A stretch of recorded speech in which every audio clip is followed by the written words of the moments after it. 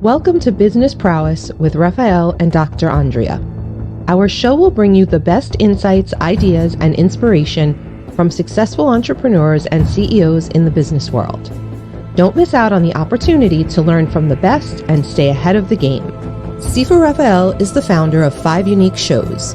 He's a fitness professional, solutions expert, executive coach, and head instructor at Max Martial Arts and Fitness in New York. Dr. Andrea Adams-Miller is an award-winning international keynote speaker, best-selling author, and CEO of the Red Carpet Connection Publicity, Publishing, and Talent Agency, and CEO of IgniteYourRelationship.com. Known as the Dream Maker, she makes visionaries' dreams come true, bigger than they ever dared to desire. Dr. Andrea, how are you? How's everything? Happy Friday. It is a happy Friday, and it's been productive already. I just had Drew Sutton, who's been a past guest with you on multiple shows, who's a business partner of mine. His family came, and we did a retreat at Cedar Point and mapped out some major business fun things that are going to be happening this year. And then they just left. So all is well. So yeah, super excited to be here with you. What have you been up to? So much, but can I tell you, we don't have 5 hours. So let me just say we have 2 incredible guests coming on. So let's go ahead and bring Dr. Esther. And as soon as Allan's camera's on, we'll bring him on as well. Beans. Esther, happy Friday. How are you? Happy Friday. I'm doing great. Thanks. By the way, I just want to share with you, this is an open communication type of show where we want you to come on and talk and interrupt, and let's have some fun. Allan, welcome to the show. Thank you. Happy Friday, my friend. Happy Friday to you. Yeah, I just had an equipment malfunction there for a minute and everything went dead. So I scrambling to get back here with you.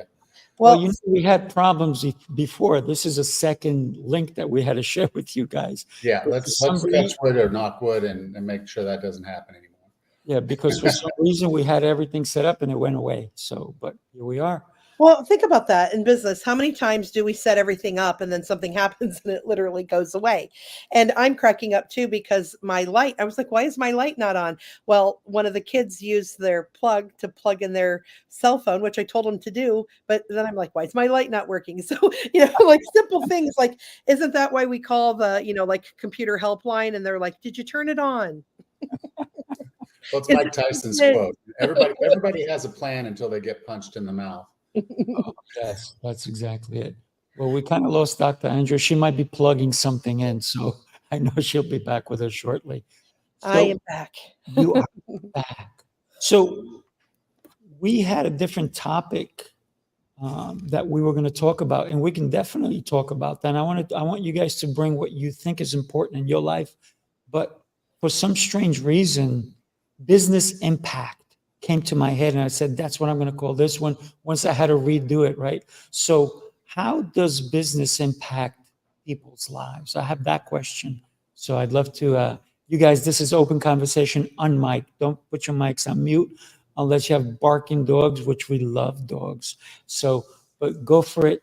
Tell us, how does business impact your life? I guess I'll go ahead and start. I mean, obviously, you develop your business as a gift to the world if you do it right, in my opinion.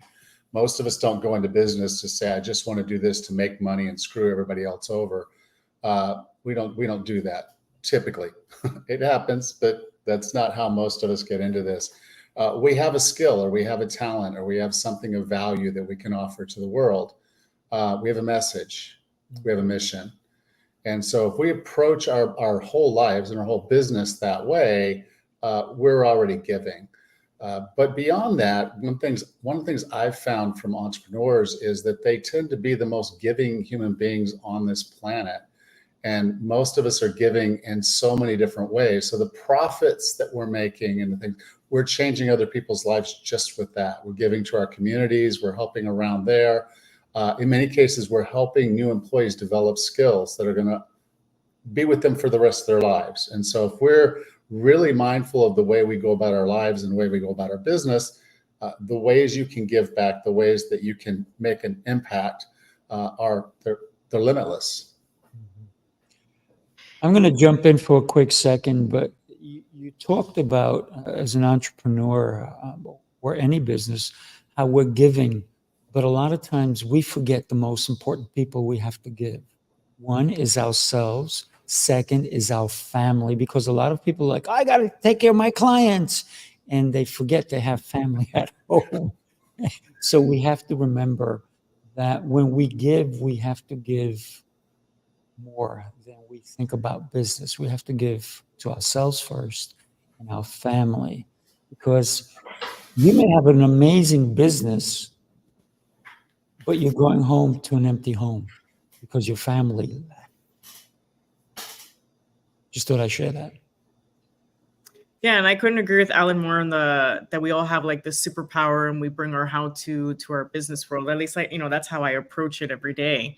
But I also think that it's really important, though. I have to constantly do breath work to ensure the opportunities that are coming to me are aligned with me and the impact I want to make.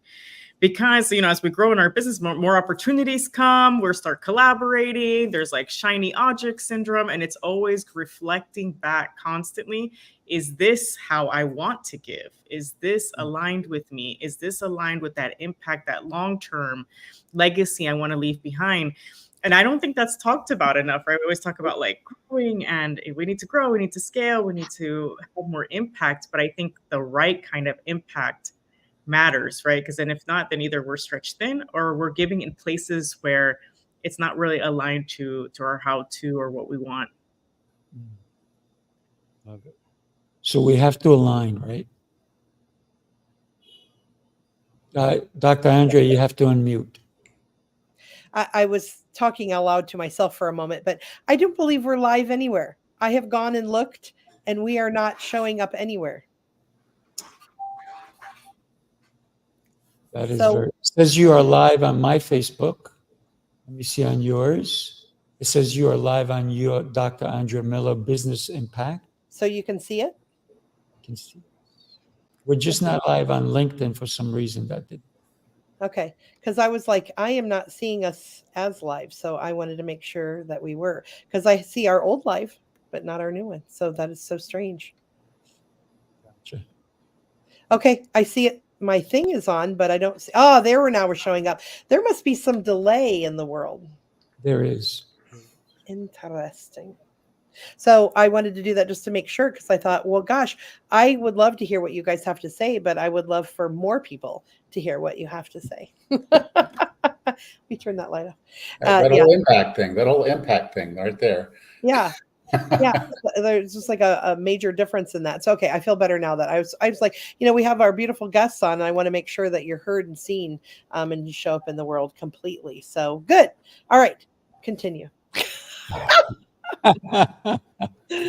So, Dr. Esther, you have this beautiful background. I noticed, and I said to you, Dr. Esther, you look beautiful. And you commented, yes, we have a new background.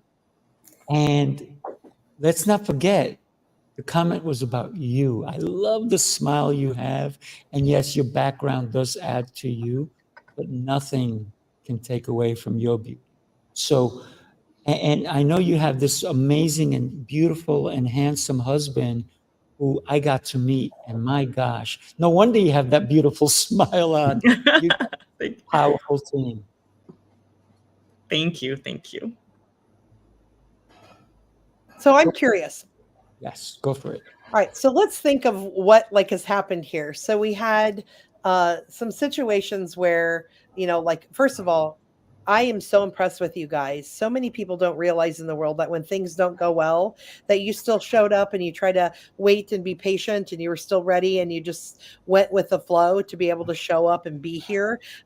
Please let me commend you for that, because when wackadoodle happens. And I'm also going to say that for Sifu and I as well, because I didn't see Sifu. So I thought, where's happened to our show? Well, I'll just remake a new show just in case. And he was also remaking a new show. So the fact that we both wanted to have each other's backs. So talking about business impact, about knowing that you work with people who are like, hey, something happened here. What, instead of finding blame or fault or even what, who cares?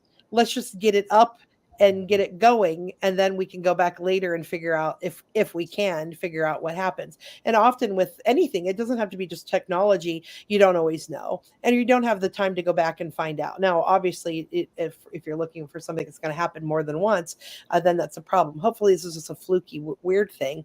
But I wondered if you guys would share of a time in your life or in your business specifically where you had something like that happen, where things just fell apart or disappeared on you, and then how you were able to be resilient in your business to make that impact shift in a more positive direction. Okay, I'll go ahead and go. Okay, what a lot of people, you may not know, I moved to Panama about 5.5 years ago. I live on an island in the Caribbean that doesn't get hurricanes, which was a big deal considering I lived on an island that got terrible hurricanes when I lived in Florida. And so we moved down here, and part of my mission down here was to make a difference. Part of it was to help the local people, and a big part of it was helping me resolve the biggest problem I had in my life right then, which was stress and stress management.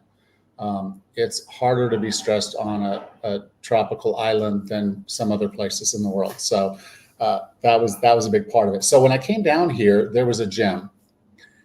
And I had no intention of buying a gym when I first moved here. But when I got down here, I saw a gym that was really struggling.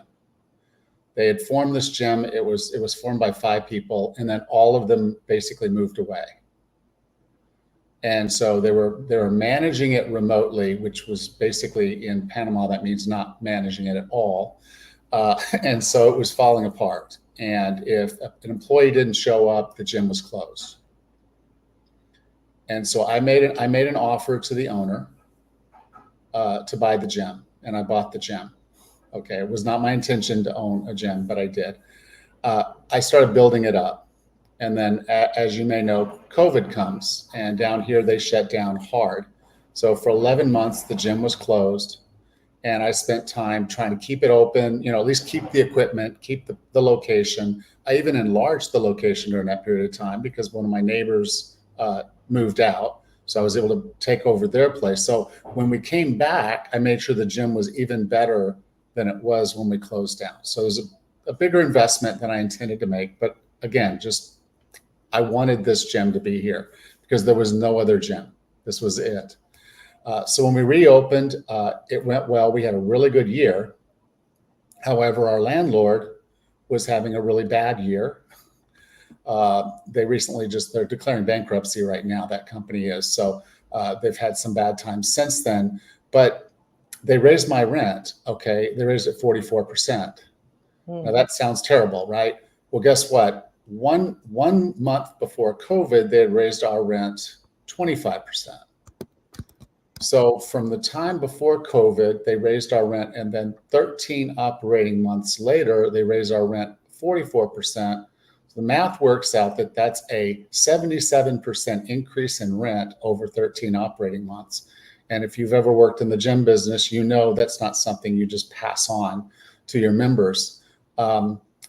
And so there really wasn't much I could do but move and find a better place, try to find a better place at that same rent price is what it ended up being, unfortunately, but a better location.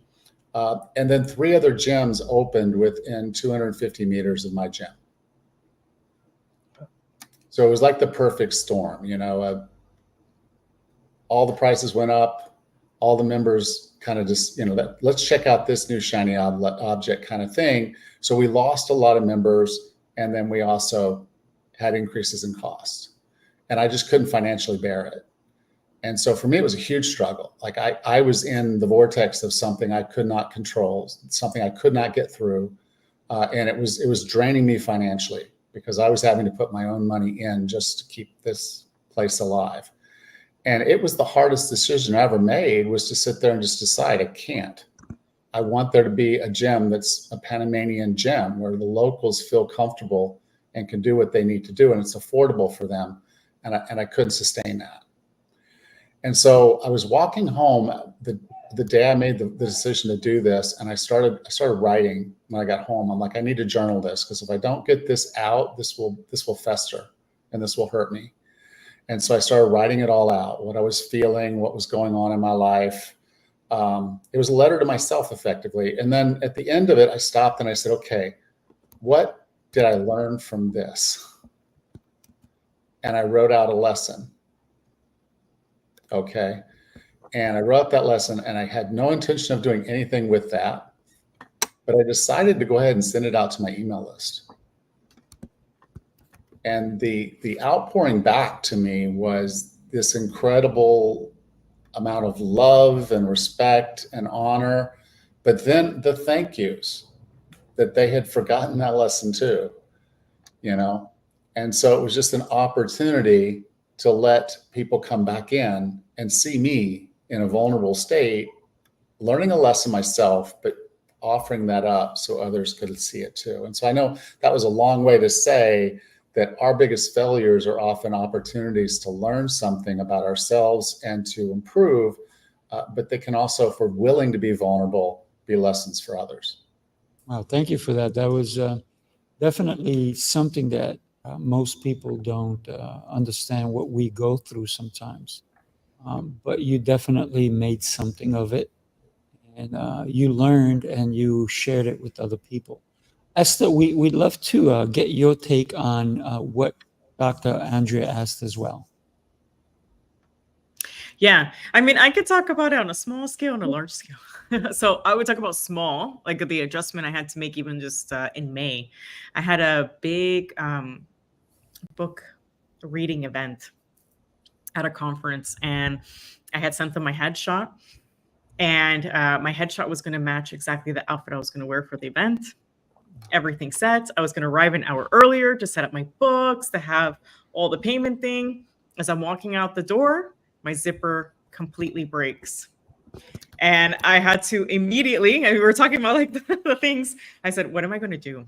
And so I had a backup outfit, but nothing really that went with it. But then I called my best friend that she was going to go with me, and my community rallied behind me. They brought jewelry, they brought shoes. Yeah. And as we went on the way, someone else gave us a ride, and we arrived on time. I didn't have the early, but then they said, don't worry, we got you. We're going to help you set up the book. So they all came together, and community went behind me to make this event, and that I could not think about what happened and just go with the flow. So I think even on a small scale like that, I think my lesson there was to lean on my community, right? I couldn't have done at that last minute, like been able to look like nothing had happened without their support, right? They were the ones who like rallied behind me, encouraged me, said it's not a big deal, they won't even notice. And it's true, no one even noticed, but I had their back. So I think that was for me the lesson to just, one, all these events, always go with someone and have your community behind you, and also be there for them as they were for me, and and thank them. So that's on a small scale. And I think on a bigger things, the times I've had to pivot is when things just don't flow well. And I think that's for me, I think my whole theme is that alignment. So it's not like necessarily things are necessarily going wrong, but it just it's not flowing as energetically or magnetically as a thing. So I'll give you an example. Like I've noticed in my work that when I was wanting to pitch a second book, right? And I had that planned for this year. But as I started that process, I felt I was constantly getting this tension and pushback in doing that, right? Like I would meet with an agent and they would give me, well, you need more metrics, you need this, and the calls weren't flowing. And as I kept on trying to push that, I almost felt that energetically it wasn't flowing. And the minute I decided I'm going to park that, and instead I'm going to look to see how I can expand my current book, all of a sudden the opportunities flowed and it went well. So I think even in that, I think it's also feeling that, like, when things just, if you're constantly getting these speed bumps and constant barriers, for me, that's like a sign this is not the energetic direction I need to go. And I need to move that to next year. And then I really need to look at what is flowing, what is working, and let's do more of that. Maybe it has not done. And then I realized by doing that, I realized it's true. My current book's not done. And all of a sudden, all these things, my work for the year is magnetic. All these new things have come through. But it's constantly checking in and being like, what is working? What's not working? And why? And like, maybe it doesn't mean that you have to stop that completely. It may just mean that it needs to get parked. And I love what Allan said about the journaling.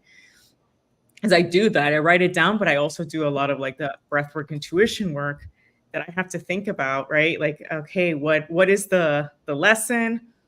Is this like something that's telling me energetically what to do?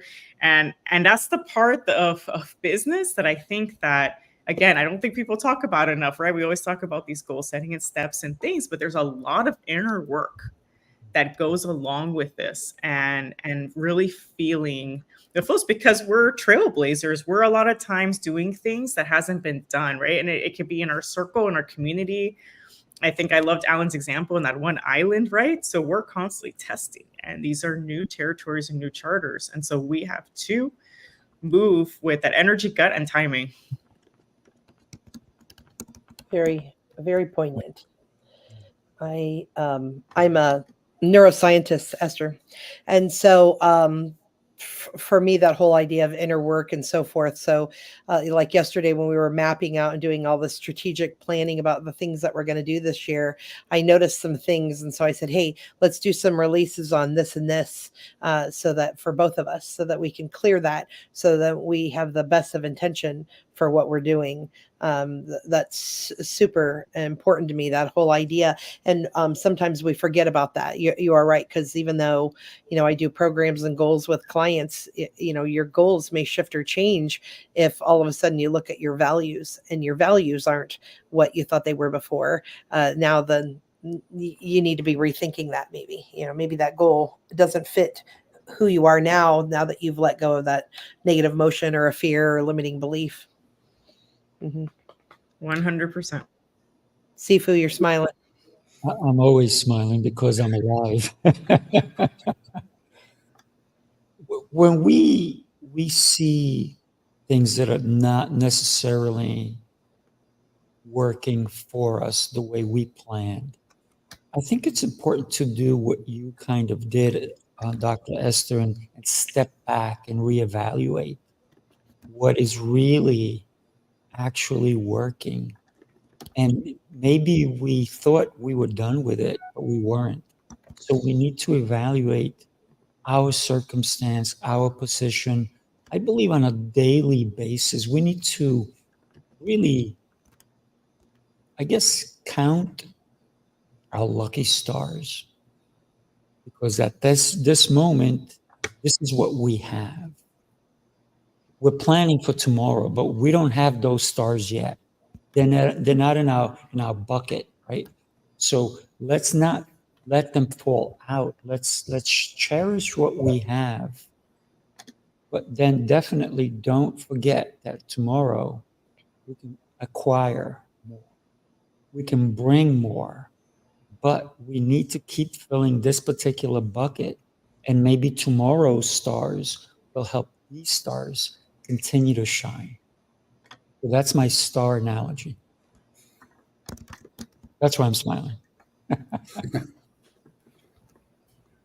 So thinking in business concepts, ideas, and even fundamentals, we have to also bring strategy into what we do. And we also have to think of strategy of who we allow to help us with that. Dr. Andrea was speaking about Drew Sutton, the guy's incredible, on how they were planning. But her plan would have been different had she not included him. So think about the people that you allow to speak into your future. Who are they? And how do we invest in them as well so that they can speak more? So considering that we're talking about speaking, I'm writing comments for the Facebook posts, and we've said in the past that I now say who is saying what, because it looks like everything is just Sifu talking, and so I'm trying to make it more. However, I just went to correct something, and it auto-corrected the wrong way and it wouldn't let me fix it. So when we speak for other people, since it looks like Sifu is writing it all, that is I typed in effects one way, it corrected it the other way, and which is the wrong way. So we can't. Sifu's brilliant. He doesn't need us. He could sit up here for an hour and do this himself. Look at this. That's why Dr. Andrea is who she is. She's an incredible human being. Thank you.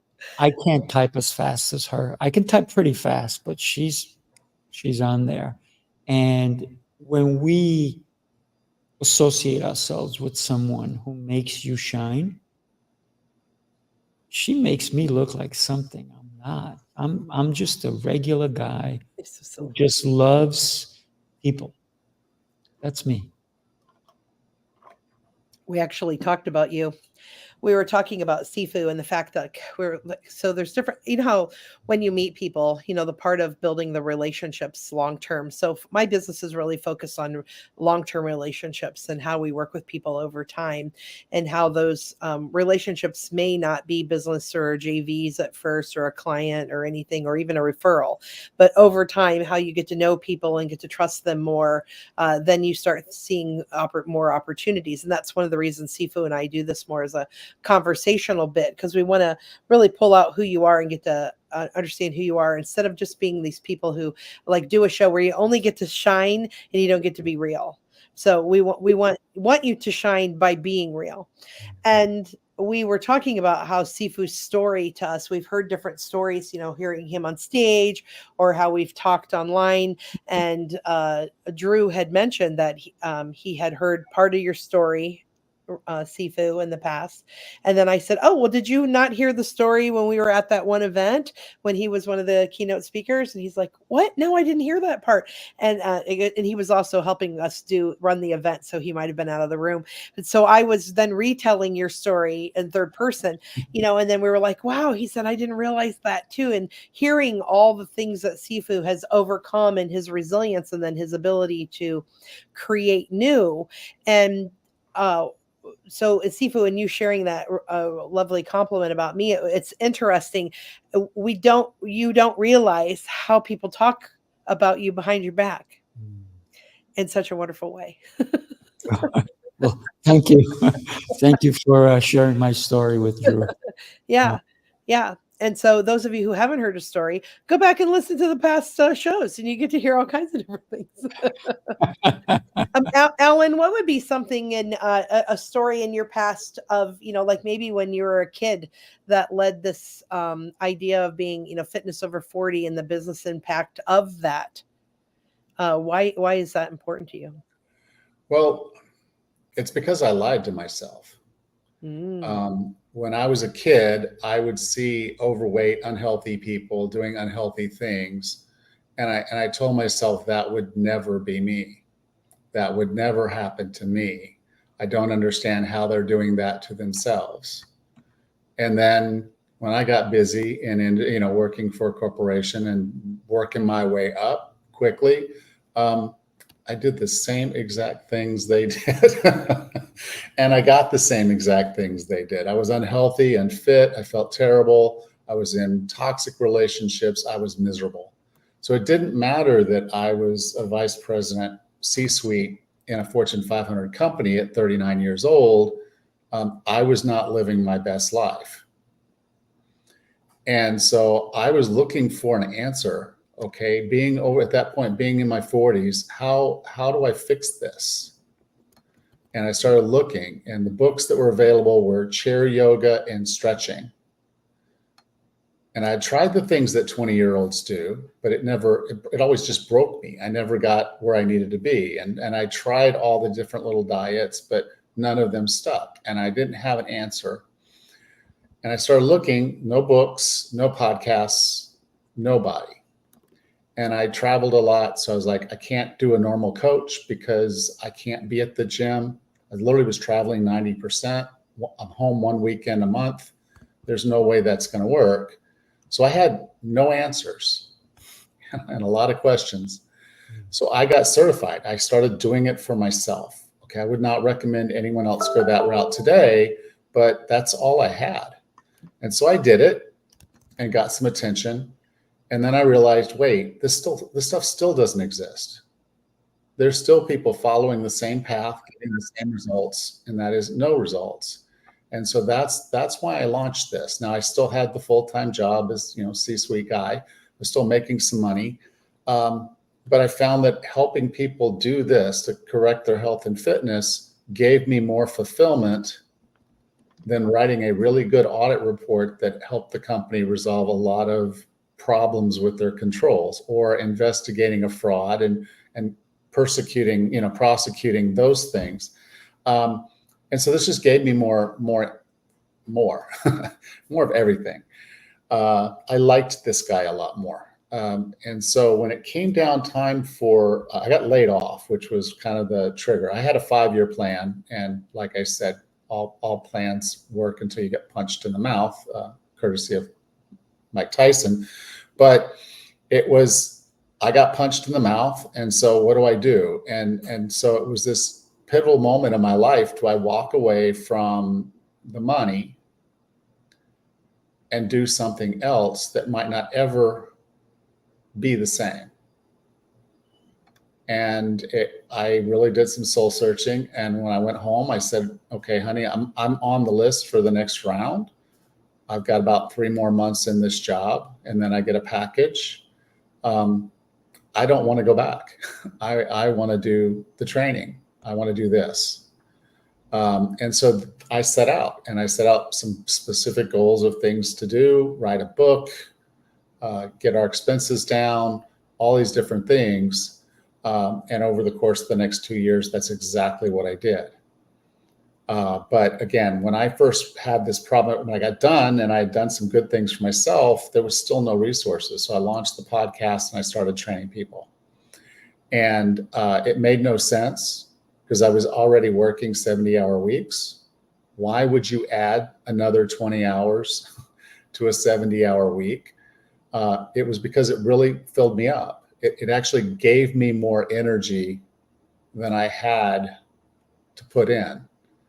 And so every day I felt better because I knew my clients were getting results. And that made it easier to go into the job I didn't really like anymore, but I did. And then when they laid me off, they made it was a hard decision, but actually in the end, I think it was actually a very easy decision because it was the right decision. And so that's where I launched out and started doing these things. That's also why I live on this island. And it's also why I got into another business where I coach other health and fitness coaches so they can grow their online business. And so it's really been a change that came out of me realizing I didn't have what I needed and had to get it. And then once I had it, I had to share it. Thank you for that. Yeah. Dr. Andrea?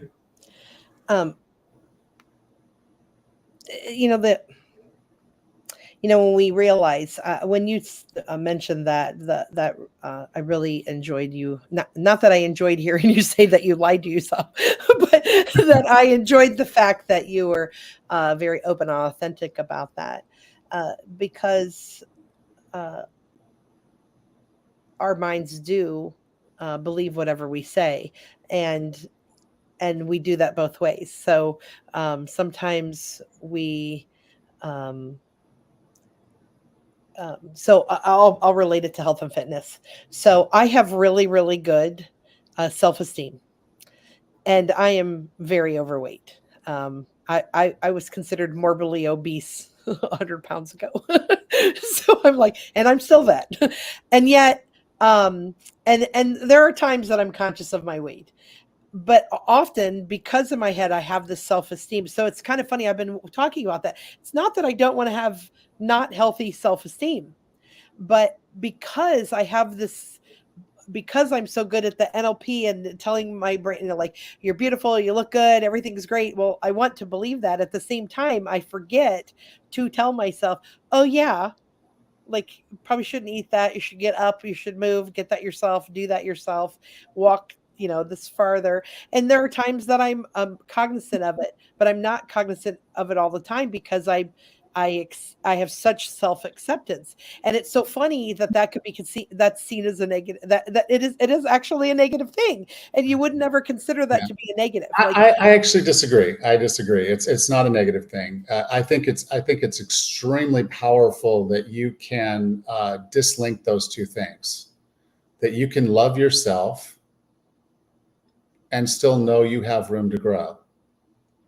Have you seen this woman move? I mean, she is. And so the point being is what amazing. you want to do is with that self-love, you want to talk about what that self-care looks like for you. It's your journey. It's no one else's journey. And so many people feel shame about things like their size or, other things that sometimes they don't even have control over. And it breaks them. And so I've had this conversation. I'll be talking to a new client, and I can just kind of sense that linkage of a self-worth to body weight. Mm-hmm. And I'll ask them the very first question. One of the first questions I'll ask them: do you love yourself enough to change? And you'll be surprised with some of the answers that I get. Because the journey of health is actually in your head. 99% of it is what you tell yourself and how you approach this. When you believe you can do it, but you've got to go through the steps of everything else, of the commitment, of understanding and self-awareness, and then the motivation of doing the things and having the things in your life that make it more normal and regular and consistent. So all of these are built, all those things are built in your head. And when you mess up, having tools to get yourself back on track, which include forgiveness and understanding that is who we are, we're human. And then the step forward, okay, I'm going to learn from this failure. This failure does not define me. And so all of that's in your head. All of that is you. And if you're building those skills and you're coming from a place of self-love, then you'll do what you need to do to be the person that you want or need to be. And that's really, as I coach, realizing I don't spend a whole lot of time talking about calories or barbells or all this other stuff.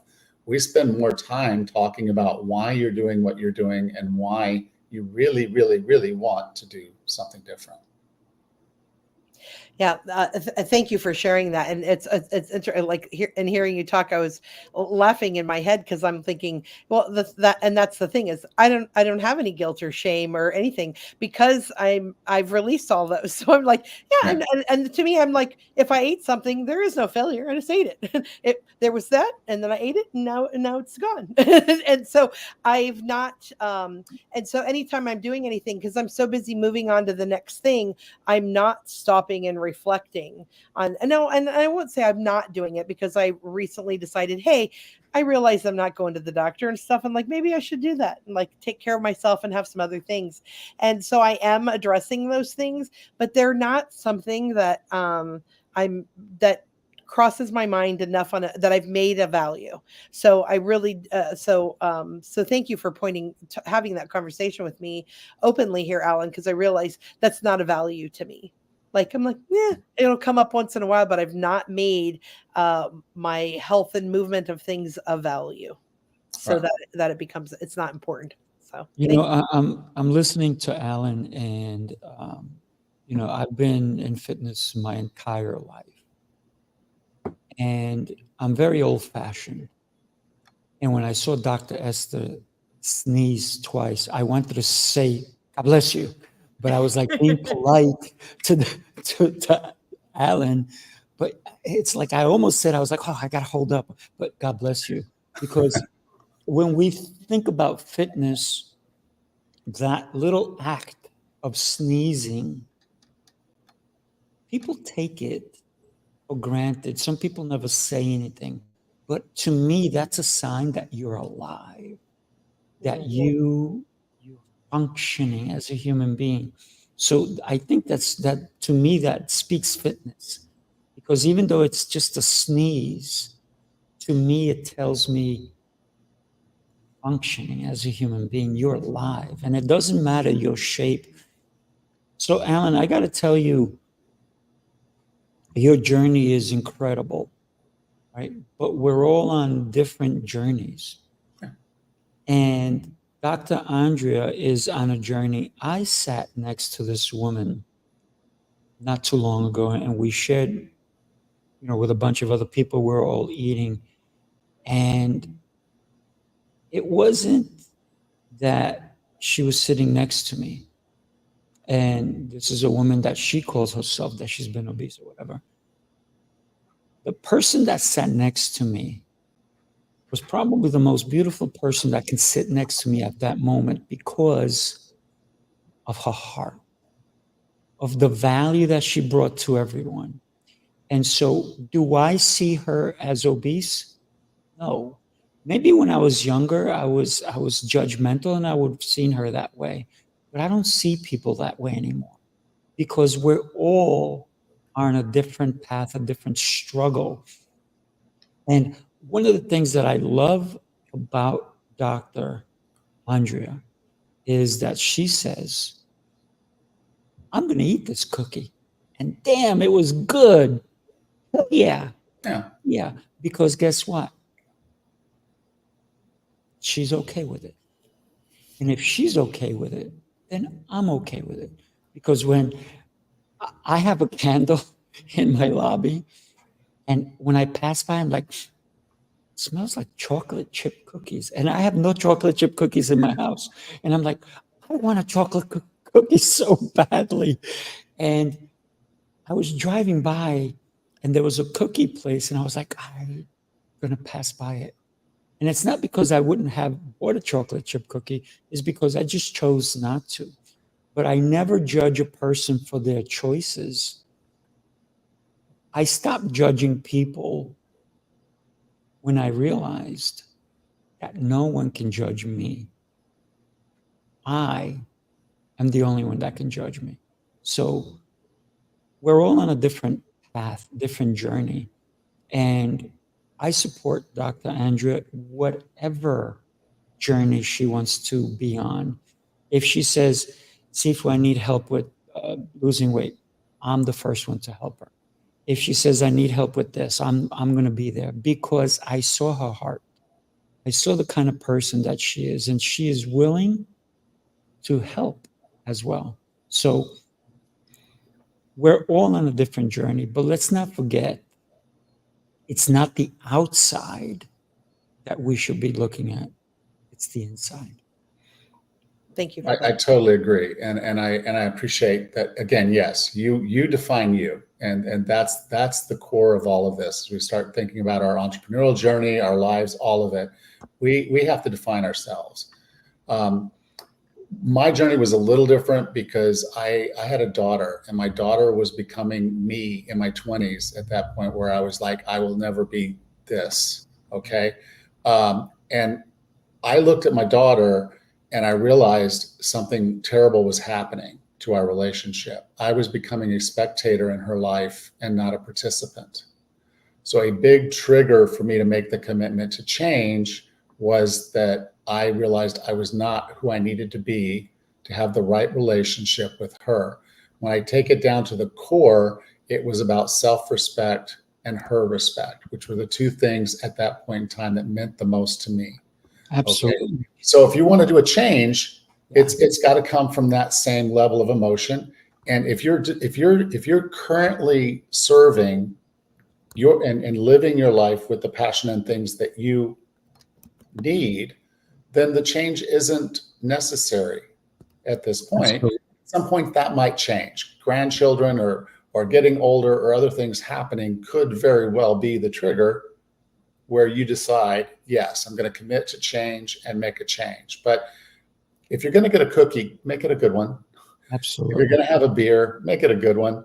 Don't waste your time on little stuff But yes, have a cookie. We're grown people. Have a cookie, have a beer.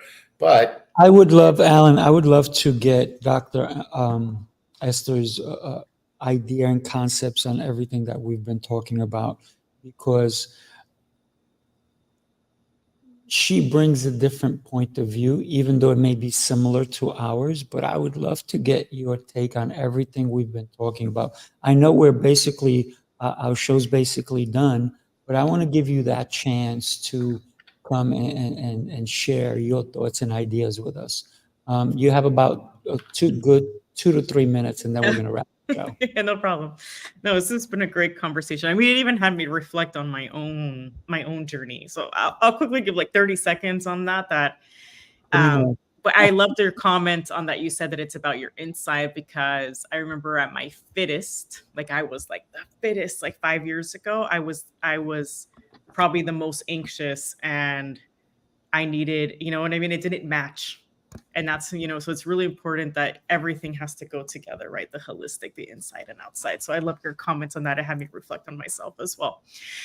But in terms of like my story, the reason why I liked what you said, that you lied to yourself. I think for me is the narrative, is the limiting beliefs that I was surrounded by, that, you know, I didn't have like an obvious, like, that people would see as an obvious talent or superpower. So, you know, I was just pushed to follow the metrics of the American dream, and you just need to be married and follow these things. And I think for me, that was my pain point, because inside I'm like, no, I know I'm meant for bigger and better. And I'm meant for all these great things. And I have this higher purpose, but no one could see it and know it. And so that was my pain point as to why I created what my business. I was on a journey to figure out, how do you discover your purpose? All the books didn't say how, they just kind of said you had to. So I confused it for many years for metrics. And then when I had all the American dream, I realized it was not at all what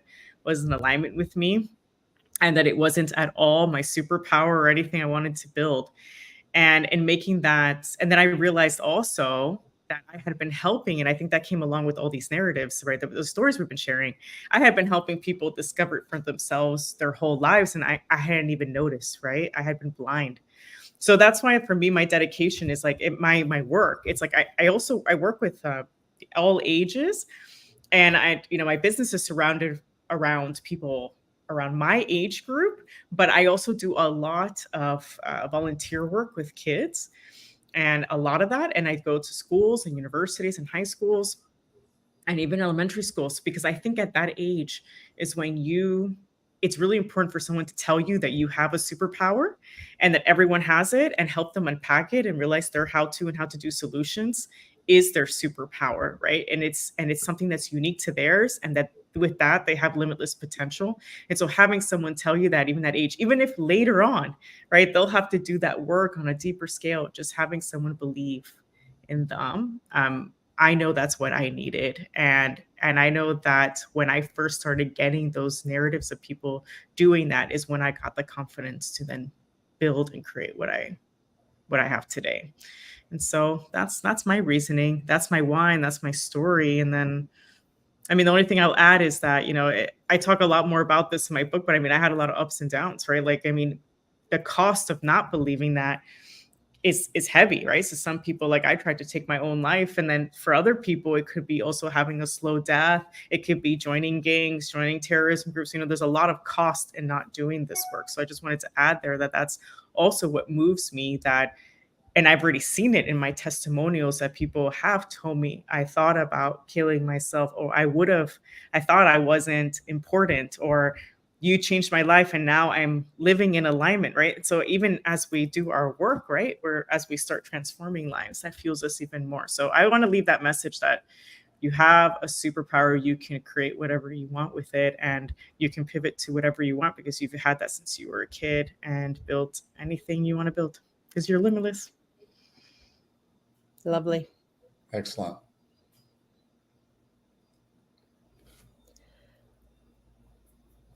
Oh no, we can't hear you.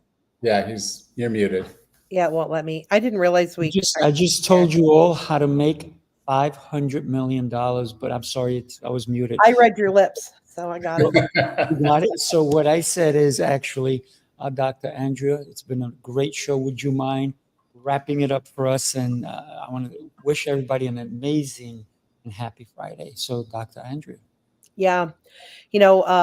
We talked about the business impact of manifesting dreams and mastering wellness. And what I think actually came out was this concept of authenticity and when you're authentic with yourself, not so much. I mean, yes, it's important to be authentic with others, but when you're authentic with yourself, then you can really start to see the truth and create a reality that is based on that. So I really appreciate you, Dr. Esther Zeledón and Allan Misner, for being here with us today. Of course, Sifu Rafael and I, Dr. Andrea Adams-Miller, we are here every Friday with you at 11 Eastern. If you'd like to be with us, please reach out to me or Sifu through our websites or information, and we'll be happy to talk about having you on with us in the future.